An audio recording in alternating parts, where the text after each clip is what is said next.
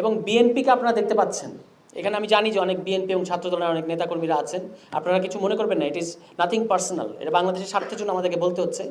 আমরা দেখতে পাচ্ছি যে বিএনপি বাংলাদেশে সংস্কার কার্যক্রমগুলোকে প্রত্যেকটা পদে পদে তারা বাধা দিচ্ছে, প্রত্যেকটা পদে পদে।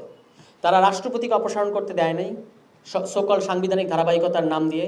এখন আমাদেরকে যদি আমরা তো কিছুটা পড়াশোনা করেছি, আমাদের সামনে তো ফরহাদ মজার ছিলেন, তার লেখাপত্র তো আমাদের সামনে ছিল, আমরা তো পড়েছি যে এই সাংবিধানিক ধারাবাহিকতা কী বস্তু। তো রাষ্ট্রপতি অপসারণ তারা করতে দিল না। ছাত্ররা বলল যে জুলাই ঘোষণাপত্র দিতে হবে। আপনি এত বড় একটা অভ্যুত্থান করেছেন, এইটার একটা লিখিত ডকুমেন্ট দরকার আমাদের, এইটা তার ছাত্ররা বলেছে। বিএনপি এটার বিরুদ্ধে দাঁড়ালো। বিএনপি বলতেছে সংস্কার করতে হবে না, নির্বাচন দেন, নির্বাচনী সংস্কার, নির্বাচন করলেই নাকি সংস্কার হবে।